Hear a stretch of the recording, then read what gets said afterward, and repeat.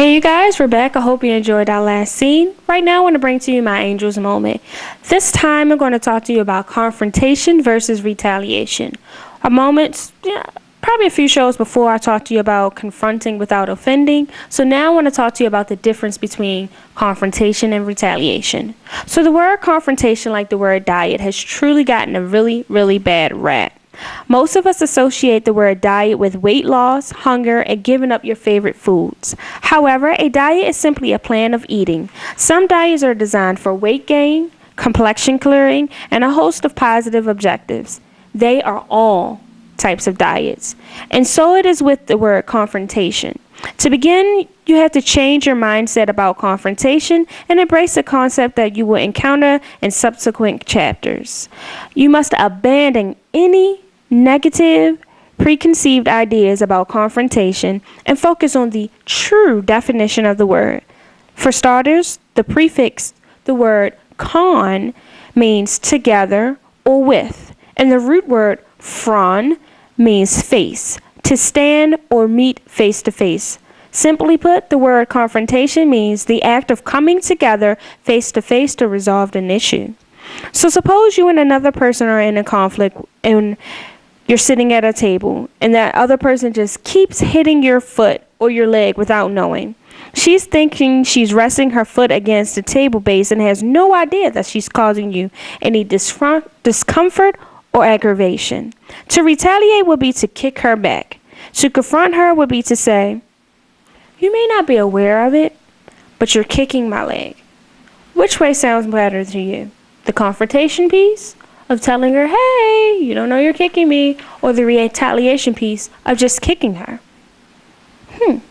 That's a good question. This is a good example to emulate if you were confronting a person in authority. Right now, this is great for perspectives with dealing with police officers, supervisors, clergymen, etc. We must continue to respect and honor the person's position while seeking to gain an understanding and resolution of the problem, even when those around us are encouraging us to do otherwise. We are never to adapt to a vengeful attitude or to take steps to retaliate against the offender in the problem. So, prime example, you're being pulled over. The easiest way to get out of that without having any bad resolutions, I would say, is to be polite, do as you're asked, and, keep a positive attitude. The moment that it's turned negative and vengeful, the whole entire encounter can take a turn for the worst. So the challenge is clear. Each of us must take it in our priority and personal responsibility to stay in harmony with the fellow man. Harmony is not just about creating a pleasant environment. It produces synergy. The best way to explain synergy is to say, you have a hand, right? Here's your hand. And try to imagine having a hand without the palm and it's just fingers. How effective would that be? So, it's safe to say that the hand is much more effective than just having 5 fingers working independently. The hand is the palm, the fingers, the tendons, everything working together to create one big unit. And if we look at each other as just one big unit as opposed to fingers independently working, we may or may not be able to get more things accomplished. You've been watching My Angel's Moment. Stay tuned for more scenes, and I'll be right back right after this.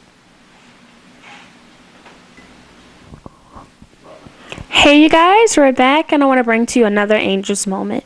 This time my topic is about when you're debating, confronting, or just speaking, always being very, very specific. People do not understand the true necessity of being specific. Going on a tangent sometimes can throw off your entire debate. And also, little do you know, tone is the internal manifestation of your current state of mind. Did you know that? I didn't. So it says, when confronting others, it's important to describe specifically what you want to have observed or experienced. Beating around the bush or circling the point, something that I point out to Mr. Henry all the time. Circling the point will sabotage the outcome. Such evasiveness may cause the point to be missed or may lead to misunderstanding of what you're really trying to say.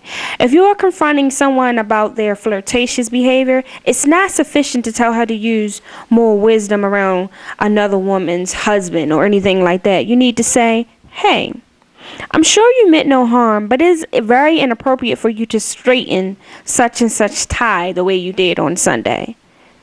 You see how you said specifically what was wrong and that person can get it? Bing. But when you say, oh, stop being hot in the tail, or don't do this, no one's really listening to that. If you fail to inform your boss about a meeting that involved your department, you could say, hey, my being excluded from the meeting on Wednesday has caused some really serious problems. I'd like to discuss that with you. Going, oh man, you forgot me to tell me all about the meeting. Now I'm all behind. No one's listening to that either. Then go on to list very specific consequences such as inability to meet deadlines because of inadequate information. Talking in general terms is simply not effective. Listen to the experts, people. They say talking in general terms is not effective. I cannot stress that enough. People think that beating around the bush or not being specific enough is, I'm just trying not to hurt your feelings. No. A lot of times when you stray away from the very specific one thing that you're trying to state, your topic is lost. And most people sit there and they're thinking to themselves politely, what in the hey is this person talking about? So, I caution you and I plead, be very, very specific in the things that you say. Hence the old saying, mean what you say and say what you mean. Stay tuned for more scenes and I'll be right back right after this.